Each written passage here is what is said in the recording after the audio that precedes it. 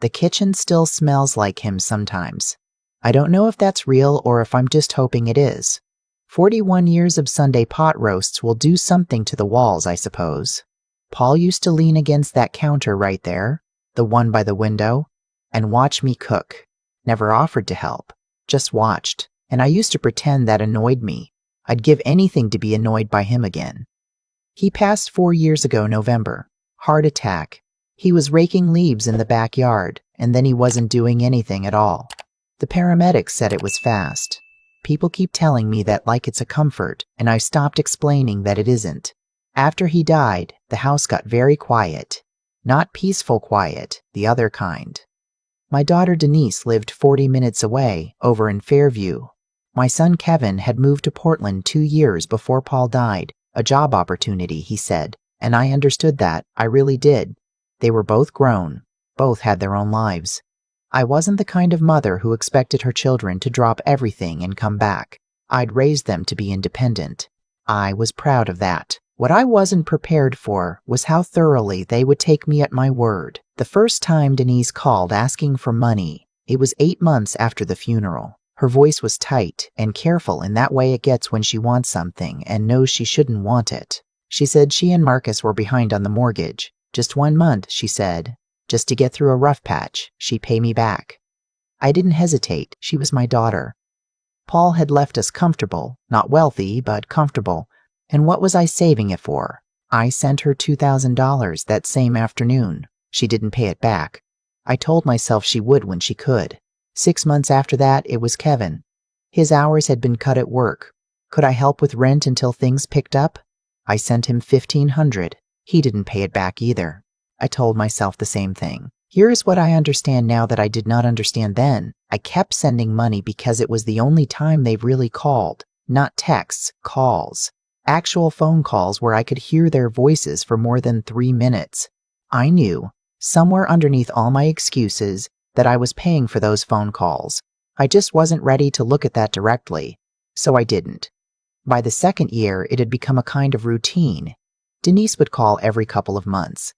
Kevin, a little less often. There was always a reason. The water heater, the car repair, daycare costs for Denise's kids, a gap between Kevin's paychecks. The amounts varied, but they never stopped. I transferred money the way other people pay utilities. It just became part of my monthly accounting. My neighbor Fran noticed before I did. She said over coffee one afternoon, "Wanda, do they ever just call to see how you are?" And I opened my mouth to say of course they do, and then I sat there for a long moment with my mouth still open and no words coming out. Fran had the grace not to press it. That was October. I thought about what she said for 3 weeks.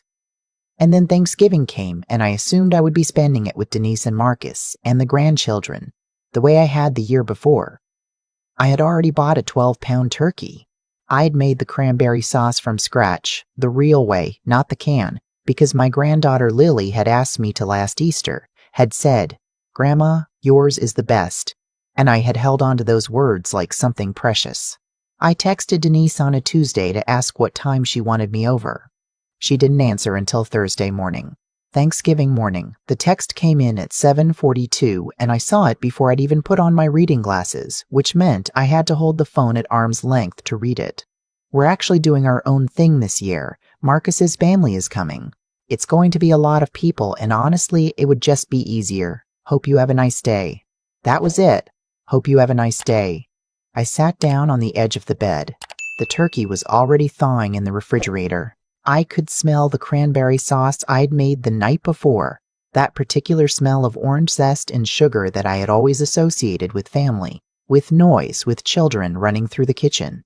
I sat there on the edge of the bed and I thought, Marcus's family is coming. There was room for Marcus's family. There was not room for me. I called Kevin. I don't know exactly what I expected. I think I needed to hear a familiar voice. He answered on the 4th ring and I could hear road noise in the background, which meant he was in the car. "Hey, Mom, can I call you back?" We're on our way to Sarah's parents' place. Sarah was his girlfriend. I had met her once, briefly, at a coffee shop. "Of course," I said. "Have a good time." He didn't call back. I didn't really expect him to. I spent Thanksgiving alone. I made myself a plate from everything I'd prepared and I sat at the dining room table, the same table where we'd had 30 years of holidays, and I ate by myself. I left Paul's chair empty. I don't know why I did that. It seemed right at the time, and then it seemed unbearable, and I moved to the kitchen counter and finished eating, standing up. I did not cry until after I'd done the dishes. I think I was very deliberately saving it. What happened next is the part I am still not entirely sure how to explain, because it didn't happen all at once. It was more like something that had been quietly accumulating finally reached a weight I could feel. 3 days after Thanksgiving, Denise called. I thought, and I am embarrassed to admit this, I thought maybe she was calling to apologize, or at least to check in. Instead, she needed help with Christmas. Marcus's bonus had come in lower than expected, she said. The kids had big wish lists. She hated to ask. Could I do $800 this month instead of the usual $4? The usual $4. She said it just like that, as if we had a standing arrangement I had agreed to at some point. I said I'd think about it. I had never said that before. She paused for just a moment and then said okay, and there was something in that pause that told me she was recalibrating. She wasn't used to, I'll think about it. I sat with the phone in my hand after she hung up. I went to my desk and I opened the folder where I keep my bank statements. I am a methodical person. Paul always said I was the organized one, and I had records going back 3 years. I sat at my desk with a yellow legal pad and I started writing down every transfer. It took me a long time. The numbers were not small. In 3 years, I had given Denise and Marcus a total of $23,000. Kevin, $11,000. I had told myself these were loans. I sat there looking at my own handwriting and I tried to remember even one conversation where either of them had mentioned paying me back. I tried hard. I sat there for a long time trying. I could not remember a single one. I put down the pen. I looked at the empty chair across the desk, the chair where Paul used to sit when we paid bills together, and I thought, what would he say right now? Paul was a gentle man, but he had limits. He would have said something by now. He would have said something a long time ago. I thought about Thanksgiving. I thought about the cranberry sauce, which I had eventually thrown out because I couldn't eat it all by myself and I didn't know who to give it to. I thought about Lily, who was 8 years old and who I had not seen since Easter. I thought about the way Denise had said, the usual $4, like I was a subscription service. And something shifted. I can't describe it more precisely than that. It was quiet, and it was final, and it felt less like anger than like clarity. I did not call Denise back about the $800. Instead, I went online and I canceled the automatic transfer I had set up 18 months earlier. The one I had set up because Denise had said it would be easier than me remembering to send it manually. And I had thought at the time that I was being helpful. I sat there with my cursor on the confirm cancellation button for a while. Then I clicked it. For Kevin, there was no automatic transfer. I'd been sending his money manually. But I opened a new note on my phone and I wrote his name at the top and I wrote, "Not this time." Then I closed the laptop and I went to bed. I slept better than I had in months. I'm not sure what to make of that. I want to be honest here because I think honesty is the only thing that makes any of this worth telling. I did not feel righteous that night.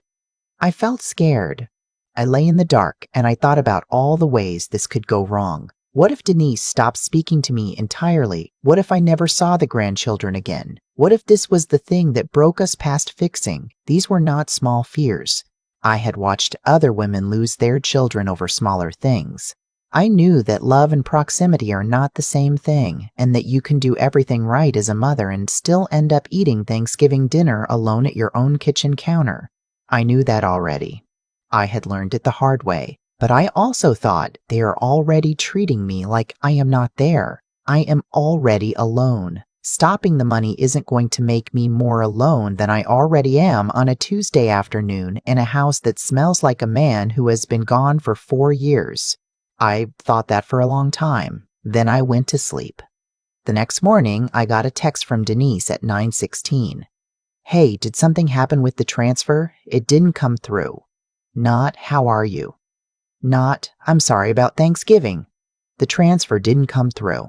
I looked at that text for a while, Then I set my phone face down on the kitchen table, and I made myself a cup of coffee, and I drank it standing at the window looking out at the backyard where the oak tree Paul planted the year Kevin was born had finally gotten big enough to give real shade. I stood there and I drank my coffee, and I watched a squirrel do something absurd in the branches, and I let myself feel the particular quiet of a morning that belongs entirely to you. Then I picked up my phone and I wrote back, I canceled it. I think it's time we talked, but I'm not ready to do that today. I'll call you later this week. She started typing immediately. I could see the 3 dots. They appeared and disappeared several times. Whatever she was writing, she kept stopping and starting over. Finally, okay. I called Kevin that afternoon. He answered right away, which surprised me. I told him what I'd told Denise, that I wasn't sending money this month, that I thought we needed to actually talk. He was quiet for a long moment. Then he said, Mom, are you okay? Did something happen? And here's the thing that broke me open a little. Right there on the phone, he sounded genuinely concerned. Not about the money. About me. It was the first time in longer than I wanted to count that he had asked me that question and meant it. I'm fine, I said. I've just been doing some thinking. About what? About how I've been handling things since your father died. About whether it's been good for any of us? Another silence. Then can I come see you this weekend? I said yes. He came on Saturday. He drove 6 hours and he brought me flowers, which he'd never done before in his adult life. Carnations from a gas station, still in the cellophane, a little squashed. They were the most thoughtful thing anyone had brought me in years. We sat at the kitchen table, and I made the pot roast, and we talked for 4 hours, real talking. The kind we hadn't done since Paul was alive. He told me things I hadn't known. He told me that after Paul died, he hadn't known how to be around me because my grief reminded him of his own, and he hadn't known how to handle that. He said he'd pulled away and then kept pulling away because he didn't know how to come back. He said he was sorry. He said it more than once, and each time he meant it. I told him things I hadn't said out loud before either. I told him about Thanksgiving. I told him about the cranberry sauce.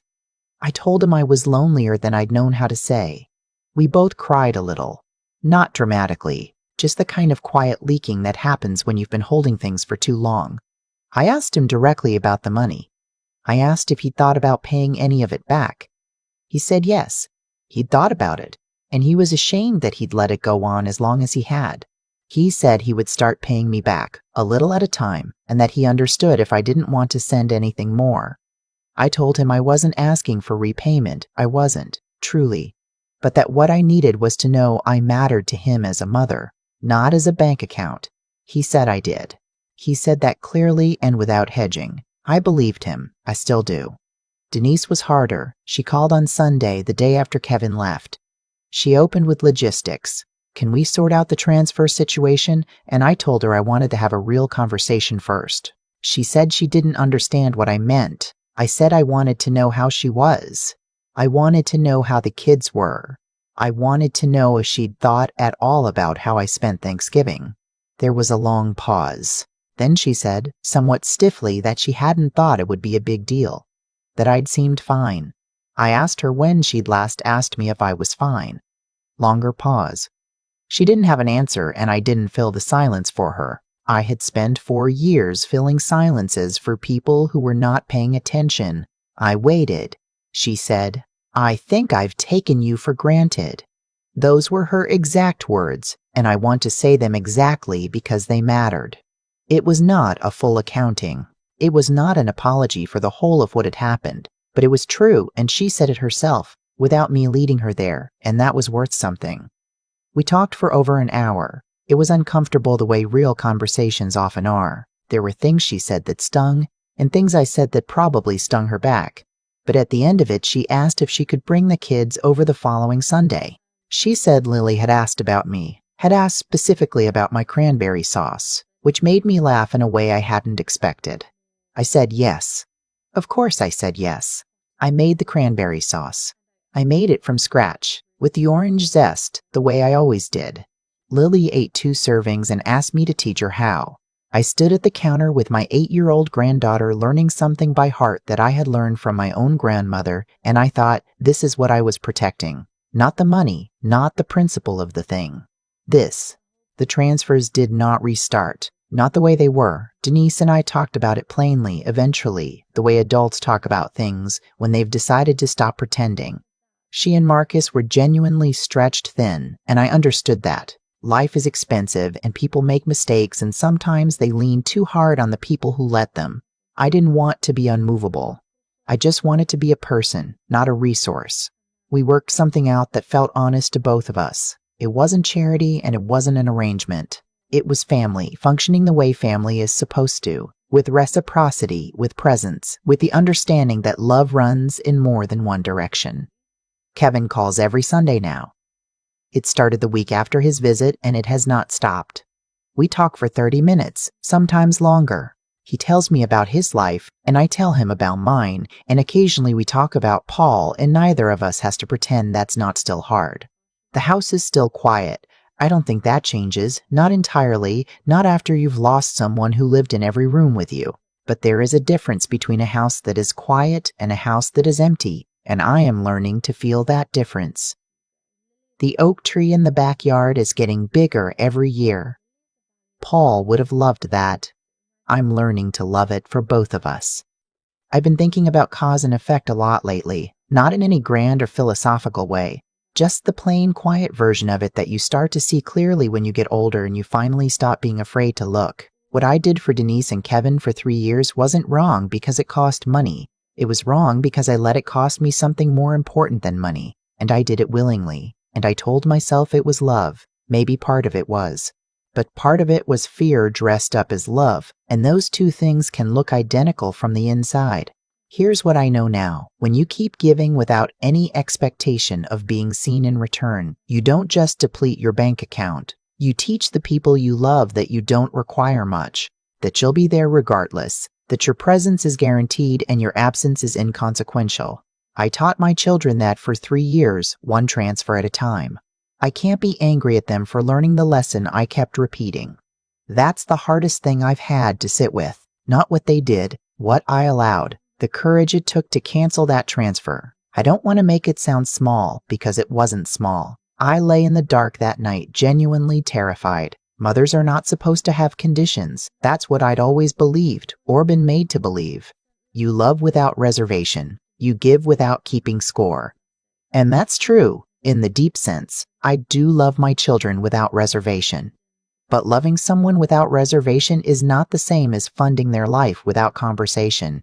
I confused those two things for a long time. What changed things wasn't the money. It was Denise saying, "I think I've taken you for granted." 4 words, plain and undefended. She said them herself. I didn't extract them. And Kevin driving 6 hours with gas station carnations still in the cellophane, that mattered more to me than any of the $34,000 combined.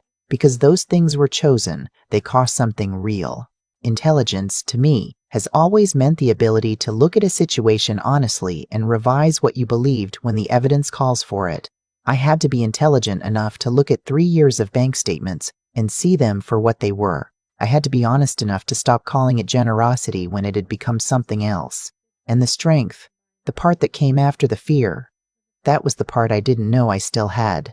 You spend enough years being the person everyone leans on, and you start to forget that you have a spine of your own. That night, I clicked confirm cancellation. I remembered.